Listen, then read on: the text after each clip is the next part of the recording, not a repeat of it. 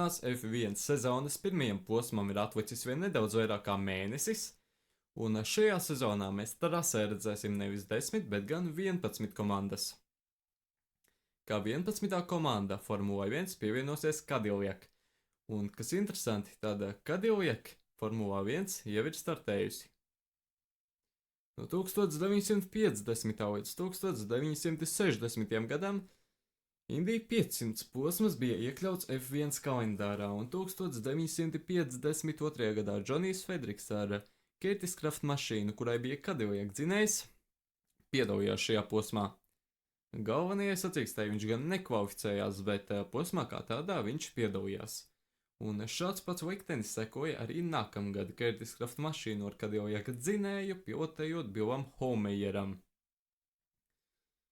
Par pilnvērtīgu startēšanu Formula 1 šo, protams, nevar saukt, bet fakts kā tāds, ka Cadillac reiz jau ir startējuši Formula 1, ir diezgan interesants. Tagad gan vairāk par mūsdienām un procesu, kādā Cadillac tika apstiprināta kā 11. komanda. 2023. gadā General Motors un Michael Andretti kompānija Andretti Global ieteicās ar Cadillac vārdu ienākt F1. FIA šim piedāvājumam piekrita, bet Formula One Group gan nē. Bet viņi solījās pārskatīt savu lēmumu, ja Cadillac būs gatavi ienākt kā dzinējražotāji. Tad pienāca 2024. gada novembris, un vadības grožus šim projektam vairāk pārņēma Marka Voltera radītā TVG Global konglomerāta holding kompānija, un tā pārņēma tādas jomas kā sponsorēšana, infrastruktūras plānošana un organizācijas attīstība. Michaels Andretti palika kā komandas padomnieks, bet viņa tēvs Mario Andretti, kurš 1978. gadā kļuva par F1 čempionu, kļuva par valdes locekli.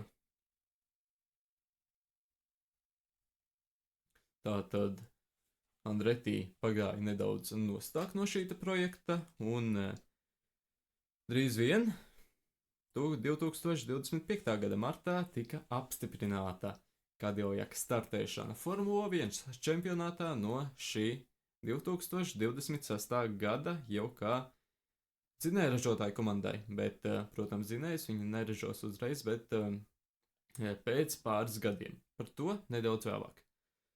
Tātad, kas tad būs tie, vai precīzāk sakot, ir tie galvenie cilvēki Cadillac komandā? Komandas vadītājs ir Grahams Waudons, iepriekš viņš ir bijis sporta direktors Virgin, un tad arī Maroša komandās, kad Maroša pārņēma Virgin. Abās šīs komandās viņš, protams, bija sporta direktors, bet TVG Motorsports izpilddirektors ir Dans Touris. TVG Motorsports ir kompānija, kas pārvaldīs Cadillac F1 komandu, tāpēc šī cilvēka priekšā Grahamam Waudonam būs jāatskaitās. Tikmēr galvenais komandas tehniskais direktors ir Niks Česters.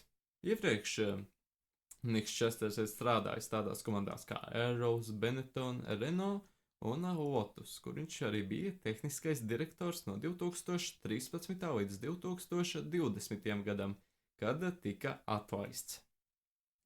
Tad viņš pievienojās Mercedes Formula E komandai, bet jau 2023. gadā, šī gada sākumā, viņš kļuva par tehnisko direktoru Andretti projektā. Un pagājušajā gadā viņš kļuva par komandas galveno tehnisko direktoru. Komandai, protams, būs vairākas bāzes. Divas no tām ASV, viena Indiānas štatā, kamēr otra Mičiganā. Viena bāze būs arī Silverstonā, un šobrīd tiek būvēta arī dzinēja ražotne. Tā tiek būvēta Ziemeļkarolīnā, un sagaidāms, ka tā strādās jau no 2027. gada. Šīs dzinēja ražotnes būvniecībā tiks ieguldīti aptuveni 140 miljoni eiro, kas, protams, ir ievērojama summa, un šāda summa parāda, ka Cadillac ir gatavi ieguldīties šajā projektā, lai daudz sasniegtu.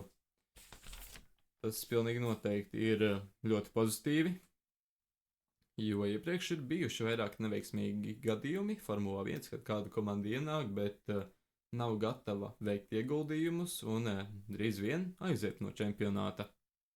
Pēdējā laikā gan tādi gadījumi ir mazāk, bet arī komandas retāk pievienojas. Iepriekšējā komanda, kas pievienojas, arī bija ASV bāzēta, un tā, protams, bija Haas, bet šis, protams, ir pilnīgi cits gadījums, kad jau, ja kā brands ir daudz lielāks autoražotājs, tāpēc šīs divas komandas arī īsti nevar salīdzināt. Un pilnīgi noteikti arī no Cadillac mēs vismaz sākumā nevaram gaidīt tādus panākumus, kā Haas bija debitējot. Jo pirmajā posmā Haas komandas sastāvā Romains Grosjeans komandas debijā guva punktus, finišējot 6. vietā, un šādus panākumus no Cadillac mēs pilnīgi noteikti nevaram gaidīt, jo Cadillac no Ferrari faktiski ņem tikai dzinēju, un pārējo viņi būvē paši, kamēr Haas no Ferrari ņēma visu atļauto dzinēju, transmisiju, priekšējo un aizmugurējo piekari, hidraulikas sistēmu, elektronikas sistēmu, bet Haas šasiju ražoja Dallara. Kā jau teicu, Cadillac lielā mērā visu būvēs paši. Un viņiem ir mērķis jau no 2029. gada kļūt par dzinēju ražotāju. Tāpēc arī, protams, vajadzēs manis minēto dzinēju ražotni, kas, kā jau teicu, maksās aptuveni 140 miljonus dolāru. Bet, protams, Formula 1 ļoti svarīgi un pilnīgi noteikti svarīgākā sastāvdaļa ir piloti. Un ar Haas, bet Cadillac formula gaidāmajā sezonā brauks Valtteri Bottas un Sergio Perez.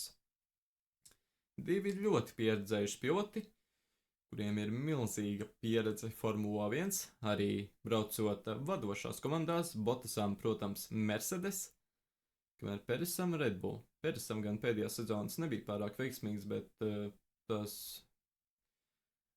daļēji arī bija dēļ mentālajām problēmām pilnīgi noteikti, jo, kā jau pats Perez atklāja, vai arī ko viņš darītu, viņš bija problēma Red Bull komandā. Vismaz viņu uzskatīja par problēmu. Ja viņš bija ātrāks par Verstappenu, tā bija problēma, un ja viņš bija lēnāks par Verstappenu, tad tā atkal bija problēma. Tāpēc šādos apstākļos pilnīgi noteikti bija ļoti grūti viņam rādīt savu labāko sniegumu. Un Cadillac varētu būt kā jauns sākums viņa gadījumā.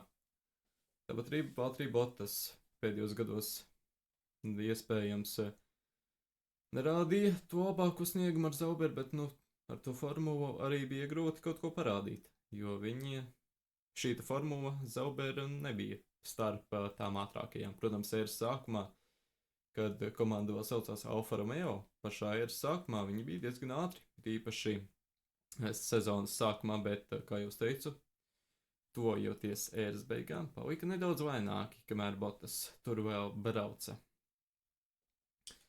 Tātad, jā, pilotu dots ļoti labs, un abi šie piloti var daudz dot arī mašīnas attīstībā, jo pieredze aiz muguras viņiem ir ļoti liela. Tikmēr rezerves piloti šajā komandā būs Coltons Herta un Guan Yu Zhou. Zhou, protams, ar pieredzi Formula 1. Viņš arī brauc kopā ar Valtteri Bottasu Sauber komandā, tāpēc viņš kā rezervists arī pilnīgi noteikti var savā ziņā palīdzēt mašīnas attīstībā, un Coltons Herta, amerikānis. Un, protams, nav noslēpums, ka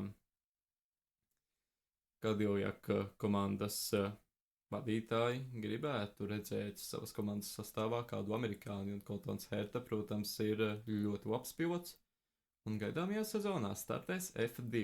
Redzēsim, kā viņam tur klāsies. Bet šāds ir Cadillac pilotu sastāvs pirmajai sezonai. Bet ko mēs no Cadillac varam gaidīt šajā sezonā? Nekādus lielos panākumus mēs no viņiem, protams, gaidīt nevaram, jo viņi ienāks kā jauna komanda šajā laikā, kad F1 ir ļoti augstu attīstīta un pieredze citām komandām ir krietni lielāka nekā viņiem startējot F1.